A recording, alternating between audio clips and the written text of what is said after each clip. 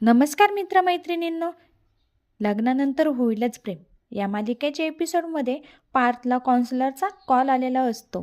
तेव्हा पार्थ लगेच ती गोष्ट काव्याला सांगतो. काव्याला हे कळताच खूप टेन्शन येते. पार्थ काव्याला म्हणत असतो, काउन्सिलरचा कॉल आला होता, ते आपल्याला भेटायला बोलवत होत्या. ते ऐकल्यावर काव्या घाबरलेली असते. काव्या पार्थला बोलते, हरकत नाही, आम्ही येतो तुम्हाला भेटायला, असे सांगा म्हणून त्यांना.